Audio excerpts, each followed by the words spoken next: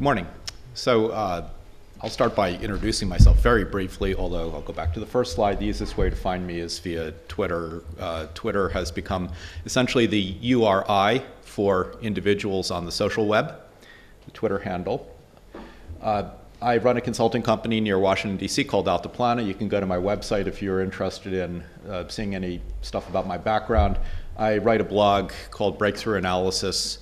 I brought up this particular article that I published a number of months ago because it's on this sentiment topic, and in particular it's on the topic of innovation, as you can see in the title there.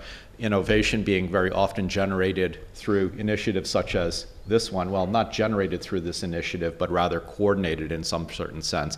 And coordination is important because community efforts can advance much farther and more quickly than individual efforts that are ignorant of what's going on in the larger world. Much of the innovation does go on at universities with commercialization efforts.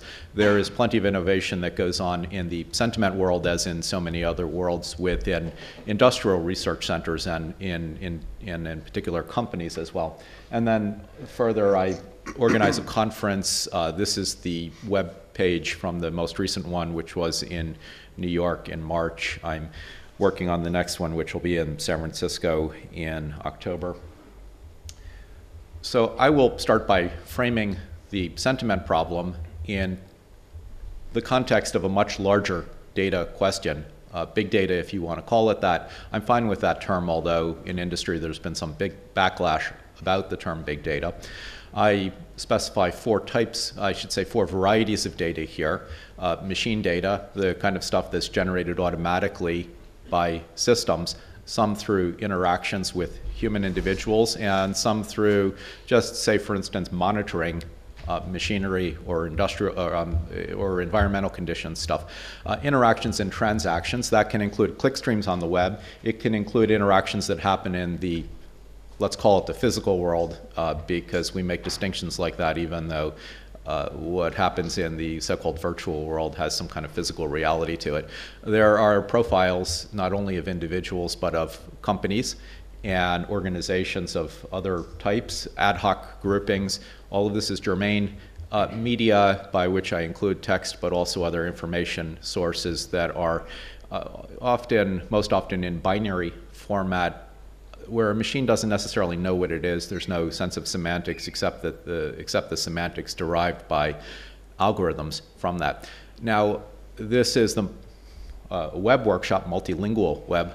I personally, in my observance, most people in the greater world no longer distinguish the web from what happens on their mobile devices, and there's further blurring of boundaries with the enterprise. So if you want to take a complete view of what happens on the web, you need to account for what happens off the web as we know it, as defined 25 years ago. I give two super types of information, facts and feelings. These are very much bound together because a psychologist will tell you that if I give you any particular fact, there's some context to it, a reason that I delivered that fact, and facts often imply feelings. I ran a little poll on Twitter a couple of years ago, in particular regarding what one software company gave as their algorithm. They said they don't evaluate factual statements, and I asked people to rate, I bought a Toyota Prius yesterday. That's a fact. It's not necessarily true because it's given as a fact, but does it convey any kind of feeling or opinion? And actually 11 people who responded to my poll thought that I bought a Toyota Prius yesterday was an implicit endorsement, and the fact that I posted it on Twitter, as an experiment of course, and only 10 people, a minority, thought that it was purely neutral. So let's start with a definition here. One of the leading researchers in the space, Bing Liu, he's near Chicago. I will read his definition. Sentiment analysis or opinion mining, those in the IT world are typically linked together, opinions and sentiments. Sentiment analysis or opinion mining is the computational study of opinions, sentiments, and emotions expressed in text. I will take some issue with the last two words, in text, because sentiment is not expressed in a machine processable way, only in text anymore. So I give three examples. My graphics look horrible when I play and I'm all laggy. Of course, my graphics is talking about the graphics I experience in playing a game. It is not literally my graphics, but it is a private experience that this person is reporting on here. And I'm all laggy. Well, I'm not laggy. The computer, my experience playing this game is laggy. Another statement, the Iraqi regime possesses and produces chemical and biological weapons. This is adduced as a fact by George W. Bush in 2002. Of course, not every fact is true or correct. And it's stated in a polemical context. He's trying to convince us here. So even these seeming facts, once again, can be sentiments or opinions. I like Pepsi better, simple as that, Coke. Okay, this is a comparative opinion. So we see this all over the social web. I'm including two snips from forum sites here. We see star ratings, everyone understands that. We see capsule reviews, longer reviews. We see sentiment broken out by categories. Sometimes it is given in response to a survey where you choose a numerical rating. Other times it's free text. One would expect there to be correlation between the star ratings, or the dots in this case, and what people express in text. It's all over the place.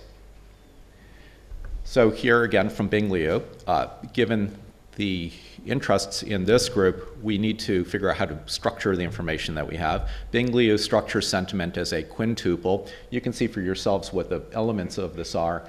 The J's here, the small j subscript, is going to give, let's call it the object space. That's an index for the object space. Given objects have features, opinion holders, there can be multiple opinion holders with opinions on a given object. And again, we're talking about a data space here, and different opinions and so on. In this view here, we have positive, negative, and neutral, a limited sense of sentiment according to polarity or valence. You'll find in industry that that is the prevailing definition of sentiment, although some organizations will rate according to an essentially continuous scale to multiple decimal places, or will rate from -5 to 5, things like that. In other words, it's not just plus or minus. Sometimes it's according to a rating scale. Comparative opinions given by Bing Liu. We have two different object sets, because my view of using what I said before, I don't know if the model of car is called Toyota Prius here. Let's say an Apple MacBook. My view of the important features of an Apple MacBook may not be the same as your view of the important features of that same sentiment object. So in order to do a comparative sentiment evaluation, we need to agree on a feature set here, and those are not going to be necessarily the same. And so this is just a formalization of how you can structure sentiment in a comparative context. But in the real world, we have a whole set of questions here. I'm not going to read this. They do progress from simpler to more complicated, and there's a subjectivity underlying all of it. We start with just what are people saying, the idea of discovering topics and themes and so on. And we progress to trying to link sentiment to outcomes for predictive purposes. So that can be predicting what toy is going to be hot, going to be popular in the next holiday season. It can be predicting for recommendation purposes what hotel you should look at, what product you should buy, and so on. So I just ask as a question, given the two formalizations of representation of sentiment down here, something to think about. How would you structure any one of these questions in one of these representations that Bing Liu gives? Industry tends to use sentiment through dashboards, like the two that I've shown here, which were built with a common BI tool called the ClickView from a company that's based in Sweden and in the United States, ClickTech. This is just representative. I'm not endorsing the product. There are many products that will do the same thing. But you see a typical dashboard type of view. We are interested in trends over time. We're interested in comparing information that comes from these different sources.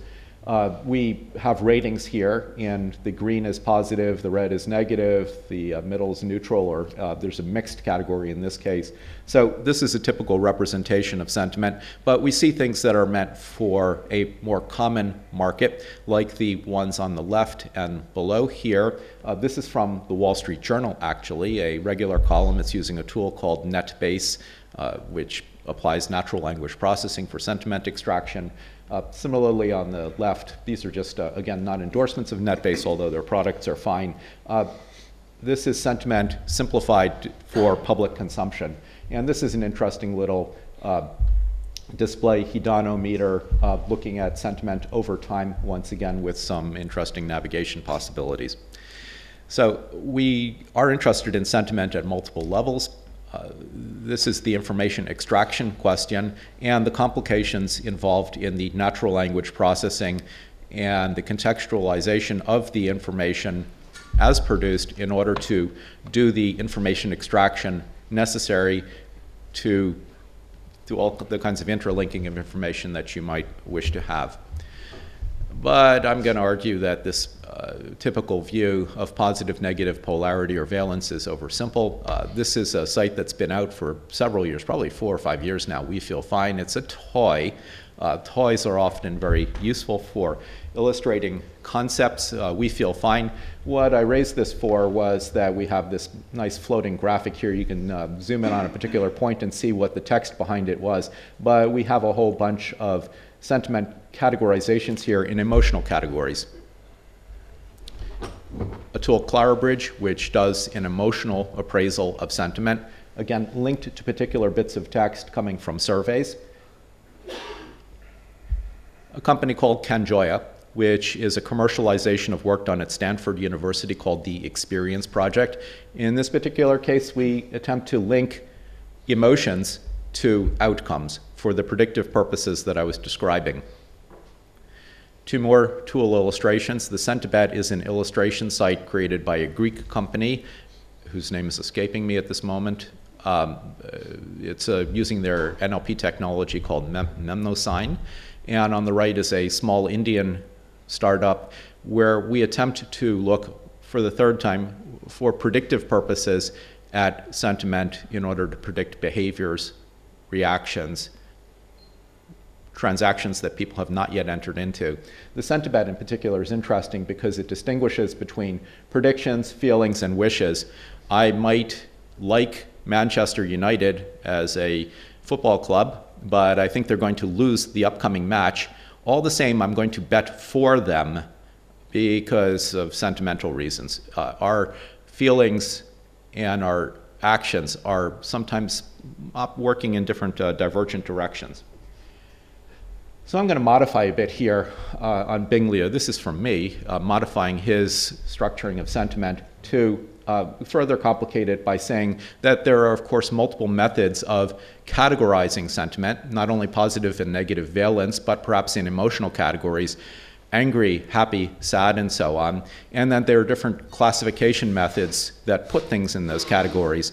And in other words, there's no single way of assessing sentiment, and there's no single method that applies a given category. So we need to have this kind of complication in order to accurately capture sentiment and represent it for further analytical use of the type that you're all interested in. I said there were complications, that it's not just about text. We have the capability now to do facial image recognition in order to infer emotions from expressions. Am I happy? Am I angry? And so on. From speech, similarly. If someone is calling into a contact center and starts speaking loudly and rapidly, you know that person might be angry with certain repetitions and so on. This is inferred from speech without actually looking necessarily at the words used. And video similarly. Multilingual is, of course, a question. This is snipped from GNIP, one of the fire hoses for Twitter and other social data recently bought by Twitter. The growing importance of, you all know this, of languages other than English on Twitter. Yes. And then the complication here that sentiment doesn't simply translate. There's been a lot of talk about translation here. I entered an expression. It's an artificial expression. The new Snapchat is sick. That's American, possibly other English language slang that says it's cool, it's great. But the translation, the rendering into French with malade is simply incorrect. Fou might be better, for instance, in French. Crazy. And the last thing I'll mention is that there's work within the W3C context for the representation of sentiment. This emotion markup language, this is not applied in industry. Still, it's an effort to be cognizant of, and maybe people who are developing things into industry can apply this W3C work just as you would hope that they're going to apply the work that you all are doing with the development of standards for representation. And that's it. Thank you. Yeah.